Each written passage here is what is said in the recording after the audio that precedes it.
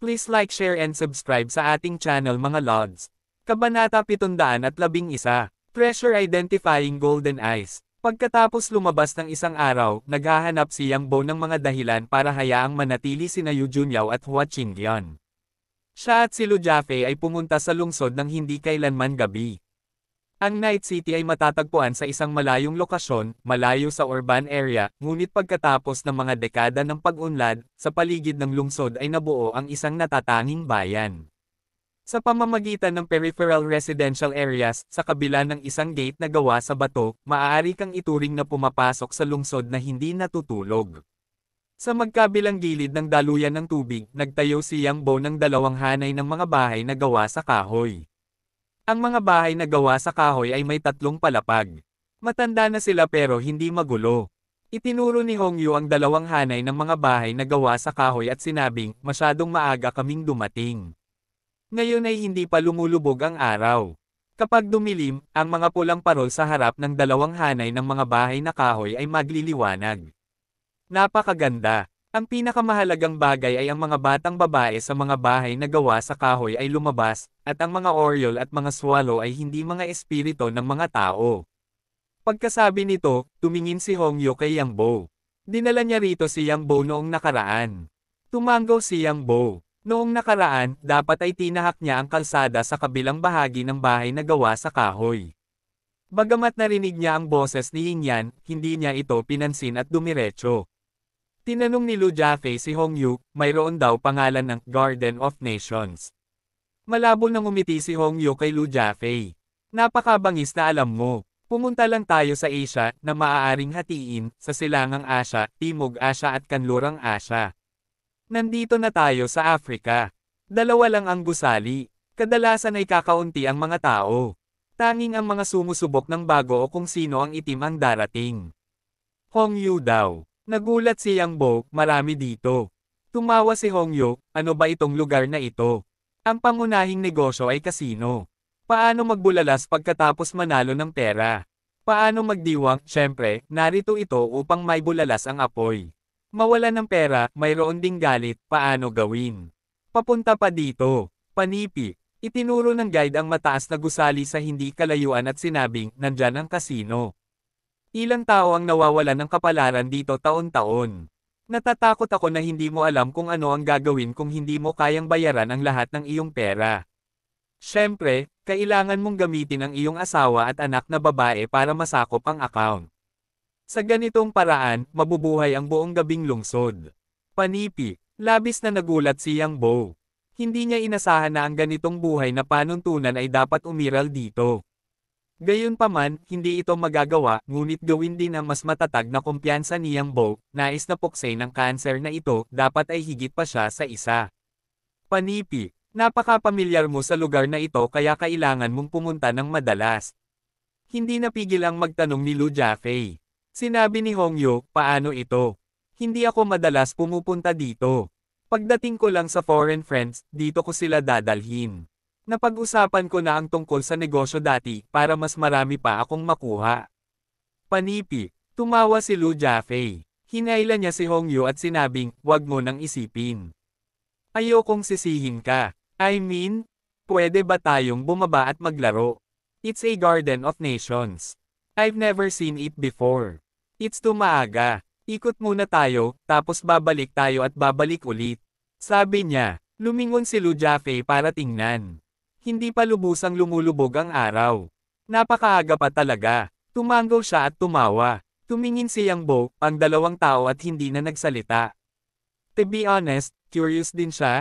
Siyempre, curious lang. Maya-maya lang ay natapos na ang bangka, at dito na sa labas ng kasino. Imbes na pumasok, Yang Bo nilaibat ang kasino. Sa periphery ng kasino, may ilang blocks, maraming kainan, napakaganda ng palamuti, bawat isa ay may kanya-kanyang katangian, parehong national flavor. Puno ng excitement at turista. Through the block, lakad papunta sa likod ng kasino, tumahimik agad ang paligid, matataas na pader, harangin ang view, sa sulok ng pader may sulok ng maliit na pinto, nababantayan ang maliit na pinto, walang tagalabas. Tuldok. Hindi napigilan ang paningin ni Yang Bo.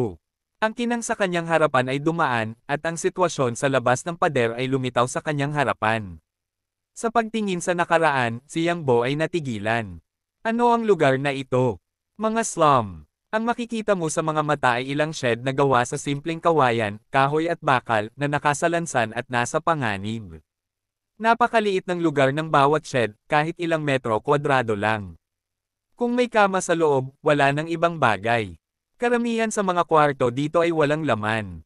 Mayroong ilang mga silid kung saan nakahiga ang mga matatanda, bawat isa ay may kapansanan. Walang patrol sa mga slums. Sa sulok, may ilang hardin. Tumingin si Yang Bo at muling nagulat. Ang mga hardin na ito ay puno ng poppies. Kahit medyo malayo, ang bukirin ay na-reclaim, at ito ay puno ng mga poppies. Ang naturang kriminal na gang ay nakaligtas sa Malaysia sa loob ng maraming taon. Hindi maisip ni Yang Bo kung gaano karaming tao ang nasasangkot dito. Anong problema mo? Hinailan ni Lu Jiafei si Yang Bo. Nabawi ni Yang Bo ang kanyang isip. Okay lang. Titignan ko lang. Ang taas talaga ng pader. Hindi ko alam kung kailan ginawa. Nakangiting sinabi ni Hong Yu, ito ang pader ng kahihiyan, kung saan nakatira ang mga empleyado. Hindi ito masyadong maganda. Tumango si Yang Bo, ngunit hindi siya gaanong nagsalita. Maya-maya, bumalik ulit ang party sa pinto ng kasino at pumasok. Walang pagbabago sa mga kagamitan ng mga kasino. Nagpalitan ng chips sina Lu Jiafei at Hong Yu, kaya nagsugal sila. Hindi nag-alala si Yang Bo, ngunit tumingin sa paligid. Maraming mga sugarol sa kasino, kabilang ang mga Asian, European at American na mga tao, at maging ang mga African. Gayunpaman, ang gayong lungsod na hindi natutulog ay hindi sikat sa mundo, ngunit alam ng maraming sugarol ang lugar na ito. Isang maitim na lokal na batang babae ang lumapit kay Yang Bo at nagsabi sa English, "Sir, pwede ba kitang tulungan sa iyong chips?" Nagkatinginan si Yang Bo. Mukha siyang ordinaryo pero matamis ang ngiti niya. Wala siyang pakialam. Tumango siya at iniabot ang tray sa kabilang party.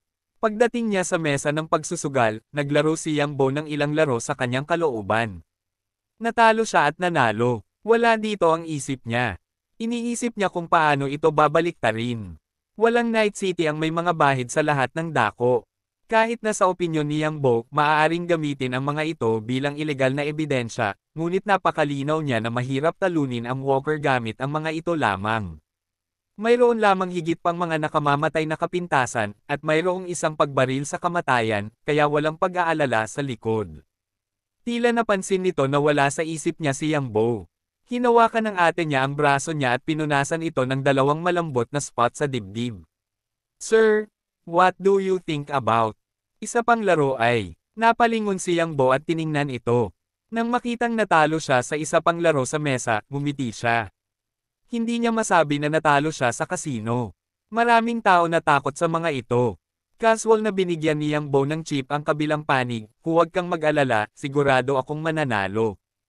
Iikot na sana ni Yang Bo ang kanyang ulo para tingnan ang mesa ng pagsusugal, ngunit nakakita siya ng isang pamilyar na figure sa elevator. Paano siya narito? Kabanata 712. Treasure Identifying Golden Eyes. Lumingon si Yang Bo at tumingin sa kapatid na nasa tabi niya at itinuro ang direksyon ng pagpasok sa elevator. "Kilala mo ba ang lalaking iyon?" Tumingin sa kanya ang kapatid na babae sa lugar na iyon at sinabing, "Siya, madalas ko siyang nakikita. Mukhang mayaman siyang binata na madalas pumupunta para makipag-usap sa aming amo tungkol sa mga bagay-bagay." Ang pupil ni Yang Bo ay lumiit, ngunit ang kanyang puso ay nabigla. Ang lalaking iyon ay ang matandang kakilala ni Yang Bo, ang anak ni Ho Daing sa gobyerno ng Australia, si Chow Onan. Wala siya sa gobyerno ng Australia. Anong ginagawa niya dito? Sa pagtingin sa pinto ng elevator na dahan-daang sumara, bahagyang napangiwi si Yang Bo. Hindi niya alam kung bakit nandito si Chow Onan. Sino ang nagbukas ng kasino, at may mga kasino dito? Normal lang sa magkabilang panig na makipagtulungan sa isa't isa, ngunit bakit siya nakipagtulungan sa mga ganitong lugar? Hindi ba niya sinira ang kanyang reputasyon? Hindi maintindihan, hindi rin pinansin ni Yang Bo, kumuha siya ng 2 chips, itinapon sa mesa ng pagsusugal, pastahan ng malaki. Sa simula, hindi ginamit ni Yang Bo ang kapangyarihan, ngunit hindi nagtagal ay nalaman niyang ang mga chips sa tray ay paunti-unti, kaya kailangan niyang mandaya. Sa harap ng kanyang mga mata, ang swerte ni Yang Bo ay nasa mga mata ng mga tagalabas. Bumangon siya at sunod-sunod na nanalo ng ilang laro. Ang kanyang mga chips ay tumaas mula 500,000 hanggang higit sa 4 na milyon. Bumalik si Lu Jiafei at nagulat nang makita ang mga chips sa tray ni Yang Bo. Hindi ka ba nagpalitan ng 800,000? Paano ito naging magkano? Sinamantala ko ang hindi pagpansin ng opisyal ng Dutch na si Yang Bo daw. Tumingin si Lu Jiafei kay Yang Bo at sinabing, hindi ba? Diretso na lumipad si Lu Jie papunta sa ang tray ni Yang Bo at kinuha ito sa nakaraan. Inabot ng kapatid na babae upang pigilan ito. Iniunat ni Yang Bo ang kanyang kamay upang pigilan ang kanyang kapatid, umiling at sinabing, kalimutan mo na ito, hayaan mo siyang kunin. Hindi magalang si Lu Jiafei at kinuha ang daan-daang libo sa kanila. Ayoko nang kumuha pa. Ang mga ito ay utang sa iyo. Ibabalik ko sila sa iyo mamaya. Umiling si Yang Bo. Kalimutan mo na, kaunting pera. Pagkatapos noon, tumingin si Yang Bo sa tray ni Lu Jiafei at nakitang marami pang chips ang natitira sa tray. Dumating si Hong Yu. Bumalik sa oras na ito. Tumingin siya sa tray ni Yang Bo at sinabing, sabi ko, mananalo ang hari ng mga sugarol. Pupunta ako at kuskusin ang ilang chips. Kumuha si Hong Yu ng ilang chips noong nakaraan. Sa pangkalahatan, walang natira sa tray sa kamay ni Hong Yu. Mukhang naghihintay siyang makuha ang chips. Natigilan si Lu Jiafei, hari ng mga sugarol. Natatawang sabi ni Hong Yu. Hindi mo alam. Si Yang Bo ay isang sikat na hari ng pagsusugal. Minsan siyang nanalo ng 3 bilyong yuan sa isang bangkang nagsusugal. Hindi mo ba sinabi sa iyong ina ang tungkol sa napakagandang tagumpay? Tinitigan ni Lu Jiafei si Yang Bo, ito ba ang totoo? Huwag makinig sa kanyang kalokohan. Sa 3 milyong chips na natitira, sabay-sabay na inihagis ni Yang Bo ang mga ito, pastahan. Pupusta ako ng 3-4.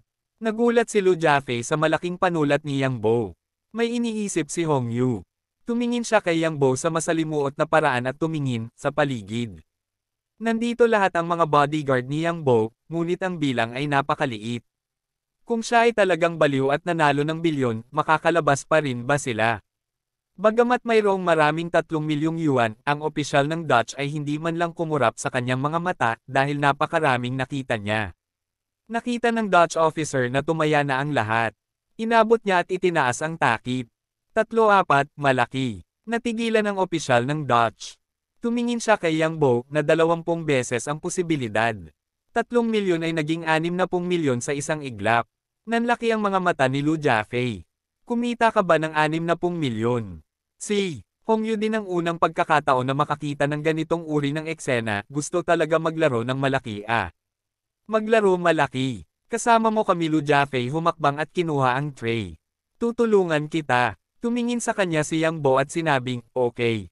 Sa huli, ito ay isang lungsod na hindi natutulog. Ito ay may magandang reputasyon. Hindi nagtagal, 60 milyong yuan ang naipadala. Gayunpaman, nang subukan ni Yang Bo na itulak muli ang 60 milyong yuan, kailangan niyang paalalahanan ang opisyal ng Dutch, Sir, ang halaga ay masyadong malaki. Walang paraan upang tumaya sa panig na ito. Maaari kang pumunta sa VIP room. Panipi. Tumawa si Yang Bo, okay. Naranasan din ni Yang Bo ang sitwasyong ito noong nakaraang pagkakataon. Ngayon ay naglalakad pa rin siya patungo sa VIP room. Wala siyang pakialam masyado. Nawala siya ng 60 milyon sa isang pagkakataon at hindi nagtagal ay iniulat ito kay Tom Walker. Tiningnan niya ito at sinabing, malas lang. Naunawaan ni Hee Chaonan ang mga detalye at hindi napigil ang hikayatin siya, Mr. Tom, mas mabuting imbestigahan ang bagay na ito at tingnan kung mayroong anumang blacklist record sa nakaraan. Tumango si Tom Walker. Mr. He is worthy of being a magnate. Tama ka, you should check. Ang bawat kasino ay mananatili ng isang blacklist. Ang lahat ng mga manunugaw sa industriya ng pagsusugal ay magkakaroon ng isa, at ang mga nanggugulo sa kasino na ito ay mabibilang-bilang isa. Ang mga blacklist na ito ay pananatilihin. Kapag ang mga karakter sa blacklist ay dumating sa susunod, sila ay magbabantay. Tulad ni Yang Bo, matagal na siyang naka-blacklist. Hindi iyon alam ni Yang Bo. Kahit gawin niya, wala siyang pakialam. Umupo siya sa VIP room at tumingin sa 2 tao sa tapat niya. Ang isa sa kanila ay nakasuot ng malaking likod at may kintab ang kanyang buhok, ngunit nakasuot siya ng makulay na sando na ang isang paa ay nasa ibabaw ng mesa. Sino ka? Alam mo ba kung saan ito? Ito ang VIP room, ang VIP room ng lungsod na hindi natutulog. How dare you guys pumunta dito? Si Yang Bo at ang kanyang partido ay sadyang nagbihis ng casual, isang casual na damit, mukhang napakasimple, hindi inaasahan na ang kabilang partido ay sa makatuwid ay makikita ang kanilang sariling linya. Hindi pinansin ni Yang Bo ang isa't isa, umupo, kinuha ang tray mula sa kamay ni Lu Jiafei, at inihagis ito sa mesa, sapat na ba itong pera? Nahulog ang mga chips sa mesa at nadulas sa tray. Dumiretso ang ilan sa mga chips sa lalaking may flower shirt. Mabilis na tumayo ang flower shirt man, special me, such a little money, dare to be so arrogant, believe me or not, today I told you to go back. Ngumiti si Yang Bo, haha, laro tayo ng dalawang laro, hintayin mong manalo para sabihin ulit ito. Pagkatapos nito, biglang tinapik ni Yang Bo ang mesa at ngumuso, kung natalo ka, ngayong gabi malalaman mo kung sino ang hindi nababalik. Huwag kang ang magsalita ng kalokohan. Gobernador ang tatay ko. Flower shirt man exclaim, nagsasalita, siya ay bumalik sa likod. Tumawa si Yang Bo. Napatingin siya sa katabi niyang naka-black suit at hindi nagsasalita. Medyo low-key ang tingin niya. Tumawa si Yang Bo. Gobernador, ano ang pangalan mo? Maglaro tayo ng dalawang laro. Ngumuso ang lalaki, natatakot ako, ang pangalan ko ay Anan, maaari mo akong tawaging Nanj. Magsimula na tayo. Sumenya si Yang Bo sa mesa ng pagsusugal. Hindi na siya makapaghintay na bumangon. Kabanata 713. Treasure Identifying Golden Eyes. Tumingin si Yang Bo kay Anan. Siya ay, napakalinaw na ang kabilang partido ay dapat gumamit ng kanyang palayaw. May utak ang lalaking ito at hindi gumagamit ng tunay na pangalan. Walang problema sa kanya ang magsugal dito. Ang problema ay mayroon siyang mabuting ama. Kung nalantad siya, magkakaroon siya ng masamang ama. Umupo si Anan at tumingin sa Dutch officer, tara na. Hindi nagsasalita ang lalaking nakasot, which is tacit. Sa lalong madaling panahon, ang Dutch na opisyal ay ang card na ibinigay. Iniabot sa kanya ang card ni Yang Bo. Hindi man lang niya ito nilinggan at inilagay sa harap ng mesa. Dahil dito ay labis na nababalisa si Lu Jiafei, bakit hindi mo tinitingnan ang mga card? Ngumiti si Yang Bo at hindi tumugon. Maya-maya, sumisigaw si Anan, ang swerte ng card ngayon, 300,000, dare to follow it. Yang Bo ngiti, nakita niya sa isang sulyap, Suitman's card ay mas mahusay, ang kanyang sariling card ay ang pinakamasama, kaya hindi siya sumunod, direktang itapon ang card, give up. Tinapik-tapik ni Anan ang mesa at biglang tumayo. Ano ang ibig mong sabihin? Tingnan mo ang aking card sa loob ng mahabang panahon upang iwanan, hindi ito papayag na manalo ako ng pera. Dahan-dahang itinaas ni Yang Bo ang kanyang ulo at sinabing, kung talagang iniisip mo, kung gayon ito ang bagay. Dumating si Anan lumabas mula sa mesa, sinipa ang upuan, tumakbo kay Yang Bo, itinuro ang ilong ni Yang Bo, ano ang ibig mong sabihin? Hindi na kailangan ni Wo Qiang ang utos ni Yang Bo. Pumunta siya sa harap na may isang lunch at nahulog sa kanyang balikat. Inihagis niya si Anan sa lupa at napaungol. Mabilis na sinundan ng bodyguard ni Anan, sinusubukang iligtas siya, ngunit 2 beses na casual na ibagsak ni Wo Qiang ang bodyguard. Umupo pa rin si Yang Bo sa kanyang upuan. Ano ka pangalan, Lunan? Ang tatay mo ang gobernador. Paano siya nagkaroon ng isang makulit na anak na tulad mo? Panipi, bahagyang nagbago ang mukha ni Lunan. Hindi ko alam kung dahil sa inilantad ni Yang Bo ang kanyang pagkakakilanlan o dahil siya ay isang pauunan. Lumingon si Yang Bo sa nakaraan at tinapik ang mukha ni Lunan gamit ang kanyang kamay, ano? Hindi kontento. Panipi, tinitigan ni Lunan si Yang Bo, huwag mong hayaang mahulog ka sa kamay ko. Malumanay na ngumiti si Yang Bo, nasaan ito? Ito ang lungsod na hindi natutulog. Si Boss Walker ang may hawak ng lahat. Kahit ang tatay mo ang gobernador, kahit ang tatay mo ang punong ministro, natatakot ako na hindi ka makagalaw dito. Panipi. Pagkatapos noon, marahas siyang sinampal ni Yang Bo at umungol, paralisado, ano ang ginagawa mong tulala? Huwag kang pumunta rito para maglaro ng baraha. Napakalakas ng sampal ni Yang Bo, at agad na nagbuhos ng dugo ang bibig ni Lunan, at ang buong pagkatao niya ay natigilan.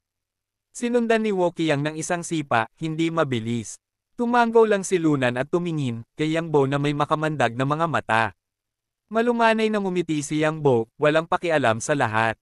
Nagulat si Lu Jiafei. Hindi pa niya nakitang ganito ang ugali ni Yang Bo. Isa lang itong performance ng dandy. Pag hindi ka pumayag, sasampalin mo ako.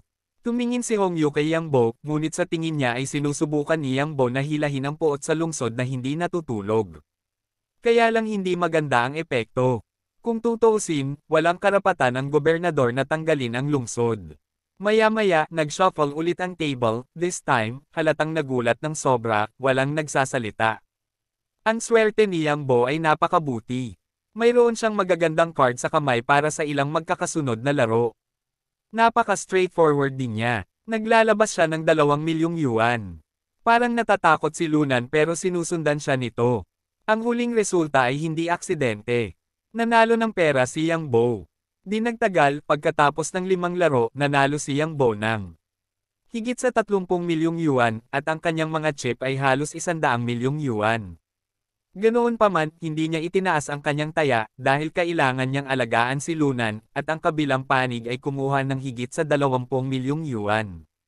Sa oras na ito, 35 milyon yuan lang ang nawala sa kanya, nakakaawa talaga.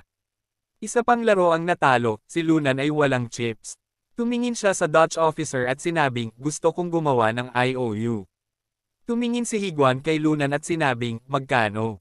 Medyo nag-alinlangan si Lunan, 50 milyon. Kumunat ang noo ng Dutch official, Nanj, natatakot ako na hindi ka makahiram ng napakaraming credit sa kasino. Galit na galit si Lunan, anong sabi mo? Hindi pwedeng humiram ng 50 milyon. 50 milyon lang. Sabi mo hindi ko pwedeng hiramin. Panipi-panipi, bang! Hinampes ni Lunan ang mesa at itinuro, anong lugar mo dito? Ito ang lungsod na hindi natutulog. Ito ay isang lugar na pagtataguan ng dumi. 12-12 ng ektarya ng poppies ang itinanong mo sa iyong likod bahay. Mga droga iyon. Ang dahilan kung bakit ang aking hindi hinuli ni tatay dito is to give you face. Sabihin mo sa akin ngayon, 50 milyon hindi pwedeng humiram, saan mo binitawan ang mukha ko? Gusto mo bang tumawag ako sa telepono at agad na selyuhan ang lungsod na hindi natutulog?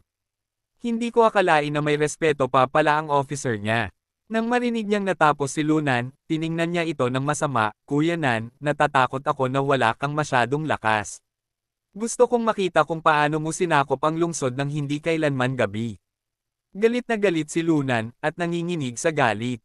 Hindi niya inaasahan na isang maliit na opisyal ng Dutch ang maglalakas loob na makipag-usap sa kanya ng ganito. Ano ang iyong pangalan? Lunan patted the table and angrily said, the official said firmly, Nan, ako ay naaayon sa mga alituntunin, hindi mo ako pinapahiya sa isang maliit na tao. Hinawakan ni Lunan ang kwelyo niya at sinabing, maniwala ka man o hindi, ipapaalas agad kita. Si Yang Bo ay nakaupo sa isang tabi, pinapanood ang kaguluhan sa lahat ng oras. Naisip niyang baka umuwi talaga si Lunan para hanapin ang kanyang ama at Aisil ang lugar na ito. Sa hindi inaasahang pagkakataon, nang magbago ang estilo ng pagpipinta. Tinapik ni Yang Bo ang mesa, dahil walang pera si Nanxiao, huwag kang manatili sa VIP room.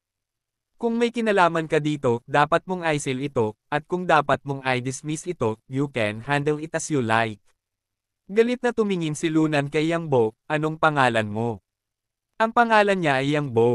Pagbukas ng pinto ng VIP room ay pumasok ang isang lalaki, kasunod ang isang duwende na may kulay dilaw na buhok at asol na mga mata. Siya si Chaonan ang nagbuka ng bibig.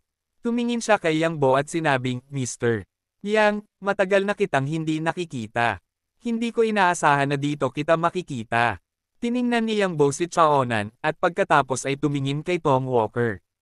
Mr. Matagal na. Kung hindi mo aasikasuhin ang project ng Xiaoyao Island, paano ka makakapunta dito? Chaonan laughed, the city that never sleeps is also the partner of our family. I'm afraid Mr. Yang hindi alam. Our family has cooperated with the city for decades.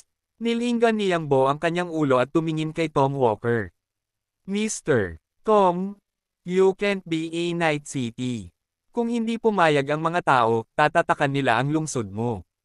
Kailangan mo bang maging handa na magsara? Tumingin si Tom Walker kay Yang Bo. Ang lungsod na hindi natutulog ay hindi maaaring selyuhan. Walang sino man ang maaaring magtatatak nito.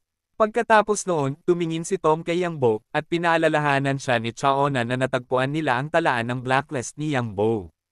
Nagmamadali silang pumunta dito. Kabanata 714. Pressure Identifying Golden Eyes. Hindi ko lang alam kung anong gustong gawin ni Mr. Yang dito ngayon. Tumingin si Tom Walker kay Yang Bo. Tumawa si Yang Bo, bukas ang lungsod sa negosyo buong gabi. Ano pa ang magagawa ko pagdating ko dito? Siyempre, ito ay para sa pagsusugal at pagtulog na babae. Nandito ba ako para kumain? Nakinig si Tom Walker kay Yang Bo saglit tapos ngumiti lang siya, since Mr. Yang is a guest, naturally he is welcome. However, the casino is not allowed to come. Tiningnan ito ni Yang Bo at sinabing, oh, labag ito sa mga patakaran. Bukas ang mga kasino, bakit hindi mo na lang ako papasukin? Sarado ngayon, sabi ni Tom Walker. Kumunat ang noo ni Yang Bo. Sigurado siyang haharapin siya ng artikulo ng kabilang partido. Pumunta siya dito noong nakaraang beses at naiintindihan ng kabilang partido ang kanyang antas. Tsaka siya Chaonan. Tumawa si Yang Bo at sinabing, well, dahil hindi ka makakapaglaro ngayon, bumalik ka bukas. Tumangala si Yang Bo kay Chaonan, bakit hindi ka sumama sa akin matulog, miss?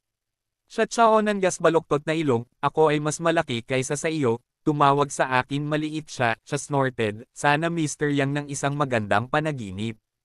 Nang lumabas si Yang Bo, binigyan din siya ni Tom Walker ng mukha. Iniutos niya na ihinto kaagad ang negosyo.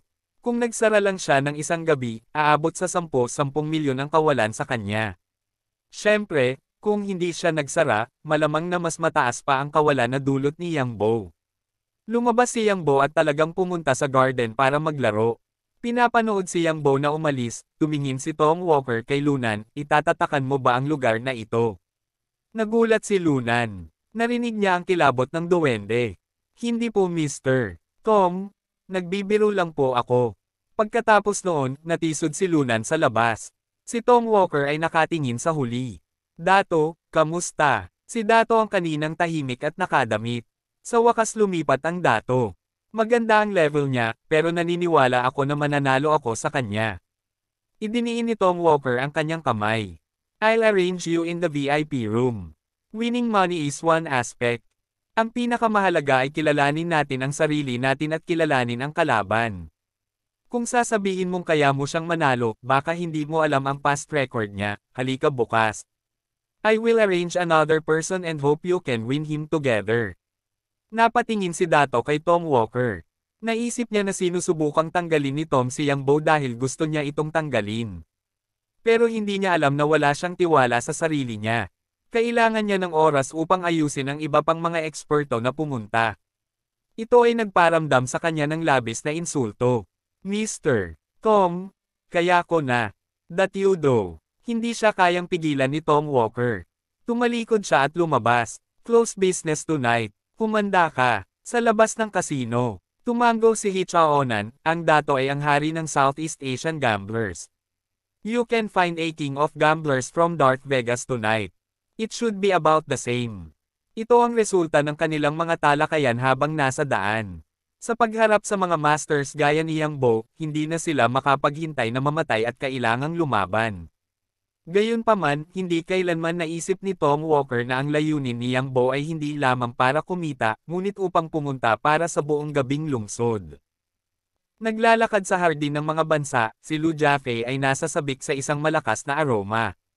Ako ay mananalo ng kaluwalhatian para sa aking bansa ngayong gabi. Mag-uutos ako ng 2 bansang Hapon at ang una sa South Korea. Tumingin si Hong Yu kay Lu Jiafei at sinabing, mayroon ba ang bawat bansa? Hindi naman. 2 sa bawat bansa. Kalsada ng Lu Jiafei. Poof! Ang tubig mula sa bibig ni Yang Bo ay bumulwak sa isang iglap, nag-spray kay Lu Jiafei. Tinitigan ni Lu Jiafei si Yang Bo, nagsaselos. Ka ba sa akin? Tumingin si Yang Bo sa itaas at sa ibaba, kaya mo ba talagang hawakan ang iyong katawan? Tinapik ni Lu Jiafei ang kanyang dibdib at sinabing, syempre kayang-kaya. Umiling si Yang Bo, bahala ka. Hindi nagtagal, umorder din si Yang Bo ng dalawa, ngunit nakipag-chat siya ng ilang salita. Nakita niya si Wokiyang na sinenyasan siya, at pumunta siya sa susunod na silid. Dito, nakita niya si Lunan, ang flower shirt. Kamusta ka na? Tumingin si Lunan kay Yang Bo at nagulat. Tumawa si Yang Bo at sinabing, magkita ulit tayo. Tumingin si Yang Bo kay Lunan, gobernador ang tatay mo. Hindi ka dapat kapos sa pera. Paano ka makakahiram ng pera? Tumingin si Lunan kay Yang Bo, may paraan ka ba para kumita? Tumingin si Yang Bo at sinabing, mga kasino, brothel, smuggling, hindi ba lahat ng paraan para kumita ng pera? Ngumuso si Lunan, matagal nang nakaharang ang mga kalsadang ito.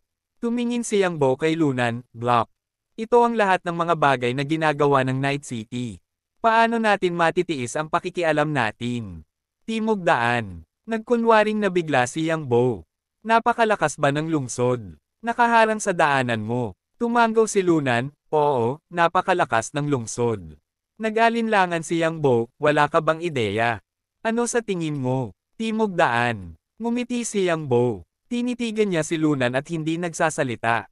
Medyo nag-alinlangan si Lunan, tumingin siya kay Yang Bo, sino ka? Tumawa si Yang Bo. Dapat nasa United Front tayo. Tinitigan ni Lunan si Yang Bo nang hindi binubuka ang kanyang bibig. May personal akong away kay Tom. Sinabi ni Yang Bo, kaya, kailangan nating magkaisa. Umupo si Lunan sa sofa, nakatitig kay Yang Bo, nang hindi nagsasalita. Tumawa si Yang Bo. Marami akong nagsusugal at balak kong manalo ng bilyon bukas. Pero hindi ko masyadong kilala ang mga tao dito. Sa tingin ko, ang ganitong lugar ay dapat ipagbawal at i-condemn ng lahat. Tumanggaw si Lunan, pagkatapos ay nagulat, manalo ng ilang bilyon. Tumanggaw si Yang Bo. I'm not sure about this kind of thing. Tinansya ko lang. Tumanggaw si Lunan, naiintindihan ko ang ibig mong sabihin. May mga pinaghahandaan din kami, pero kapos kami sa pondo. Habang nagsasalita, nakatingin si Lunan kay Yang Bo. Tumawa si Yang Bo. I won you a lot of money today, but I still have to leave 50 million tomorrow, so I will give you 50 million to prepare, but I want to know your detailed plan. Tumingin si Lunan kay Yang Bo at bahagyang nag-alinlangan, okay, deal. Hindi nagtagal ay umalis si Lunan, at bumalik si Yang Bo sa eksena. Tumingin si Hongyu kay Yang Bo at hindi na nagsalita pa. Dahil gustong gawin ito ni Yang Bo, sa tingin niya ay walang problema. Ang lungsod ng hindi kailanman gabi ay talagang isang cancer. Nang maglaon, natagpuan ng isang binata sa edad na 20 si Yang Bo. Nagsabi siya ng ilang salita kay Yang Bo na gusto niyang umalis. Hinawakan ni Yang Bo ang kabilang panig, sabihin mo kay Lunan, napakaliit nito para sa iyo. Dahil mayroon kang pera, dapat kang maglaro ng mas malaki. Hindi lamang ang buong Malaysia, kundi pati na rin ang mga tao sa buong mundo ay malalaman ang tungkol dito bukas. Puno ng pagtataka ang mga mata ng binata. Ikinaway ni Yang Bo ang kanyang kamay, go. Sabihin sa kanya, Kabanata 715, Treasure Identifying Golden Eyes. Nang malaman ni Tom Walker na nagkita sina Yang Bo at Lunan, wala siyang pakialam. Sa kanyang opinyon, si Yang Bo ay kapos lamang sa pera para gastusin. Gusto niyang puntahan siya para kumita ng baon.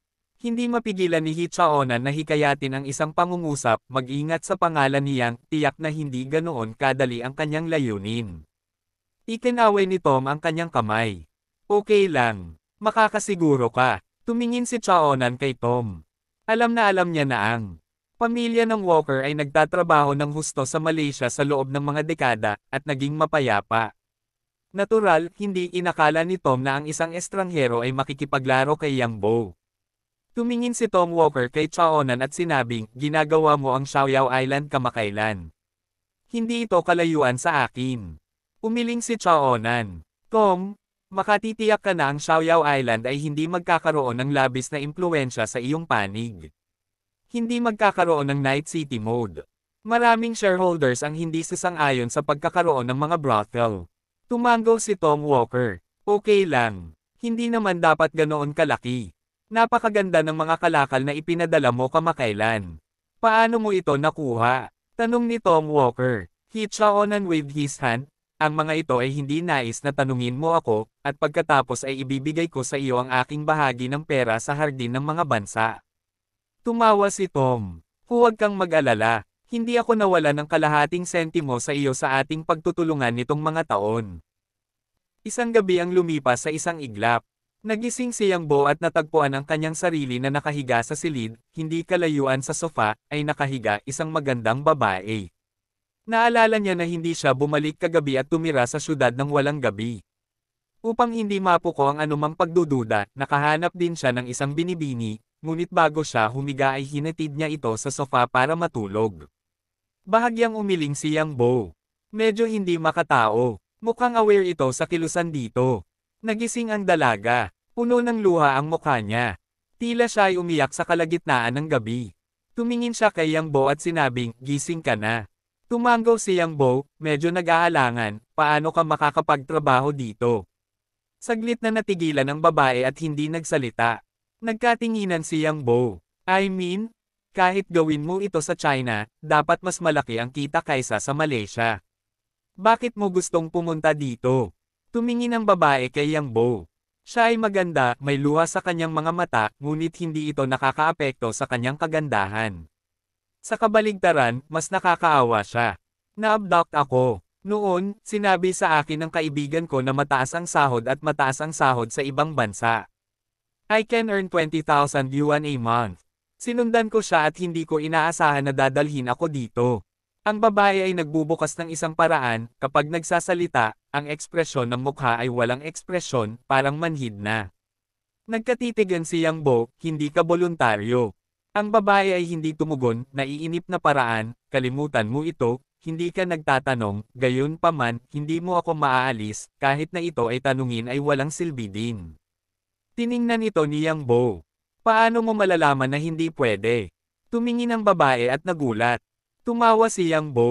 I'll win you tonight. Nanlilisik ang mga mata ng babae. Nawala na naman ang liwanag sa mga mata niya. She shook her head and said, forget it, don't do it. Mawala ang sarili at manatili dito bilang isang kuli. It's not good. Umiling si Yang Bo at ngumiti, nang hindi nagsasalita. Bago umalis, tinanong ni Yang Bo ang kabilang partido, nga pala, ano ang pangalan mo? Sang Shinyo. Daan ng kababaihan. Tumalikod si Yang Bo at lumabas. Umupo si Zhang Shinyo sa silid, nakatingin sa direksyon ng pag-alis ni Yang Bo, medyo natigilan. Kaya ba niyang bawiin ang sarili niya? Maraming mga benefactors ang minsang nagsabi ng mga ganoong bagay sa kanya, ngunit hindi ito nagkatotoo. Maraming mga tao ang nawala ng lahat ng kanilang pera at hindi na makitang muli siya. Tumakbo pa ang isa sa kanya para humiram ng pamasahe sa bus matapos mawala ang lahat ng pera. Pagkaraan ng ilang sandali, sa wakas ay nabawi ni Zhang Shinyo ang kanyang isip. Natigilan siya saglit, pera. Tumakbo ang rascal bago niya siya binayaran. Ito ay walang hiya at, walang hiya, mawawala lahat ng perang ito. Walang kabuluhan, iniisip pa rin ng aking ina kung makakauwi na siya. Lahat ay mapanlin lang. Natural, hindi alam ni Yang Bo. Nakalimutan pa niyang bayaran ang pakikiapid. Pumasok siya sa restaurant, nag-almusal at nag-order ng pot of tea. Hanggang tanghali, nakita niyang bumalik sina Hongyu at Lu Jiafei na parang mga hipon na malambot ang paa. Pareho na silang nagsimulang magpaanod. Pagkaupo ng dalawang tao, tinignan sila ni Yang Bo pataas at pababa, too late. Ngumiti si Hongyu, okay lang ako. Pagkatapos nito, itinuro ni Hongyu si Lu Jiafei. Nakipagdeal siya sa 4 kagabi. I'm afraid he didn't sleep all night. Umirap si Lu Jiafei, paano na? Ang sarap ng tulog ko kagabi. Panipi, kalahati ng sinabi niya, agad na tumugon si Lu Jiafei. Kung aaminin niyang maaga siyang natulog, hindi ba niya aaminin na hindi niya kaya? Natulog ako ng gabi kagabi, at hindi ako nakatulog. 4 yon. Paano ka matutulog ng maaga? Tumawa si Yang Bo at sinabing, makapangyarihan kayong lahat. Habang nagsasalita, inabot ni Yang Bo ang isang pahayagan kay Hongyu at sinabing, narito ang headline sa front page.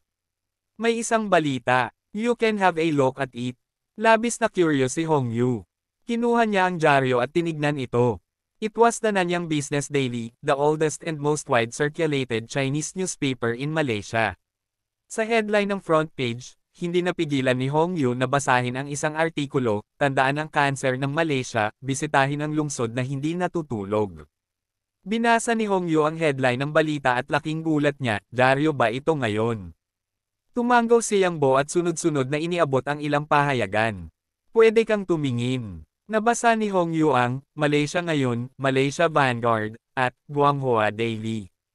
Ang mga headline sa harap ng pahina ng mga pahayagang ito ay tungkol sa lungsod na hindi natutulog. Hindi maiwasan ni Hong Yun na tumingin kay Yang Bo. Natatakot ako na napakahirap na pakilyusan ang lakas ng ganoong kalaking ulat. Hindi mo ito magagawa. Dahil maraming pahayagan ang gumagamit ng tradisyonal na mga karakter na Chino, malinaw na nababasa ni Lu Jiafei ang mga ito. Nabigla siya. Papatayin ba nito ang lungsod na hindi natutulog? Tumingin si Yang Bo sa hindi kalayuan. May TV set doon. Hiniling ni Yang Bo sa waiter na buksan ang TV. Nagulat ang lahat ng tao sa restaurant dahil nakita nila ang pamilyar na eksena sa loob. Ito ang kalye sa labas. Gayunpaman, ang eksenang ito ay kinunan ng aerial photography.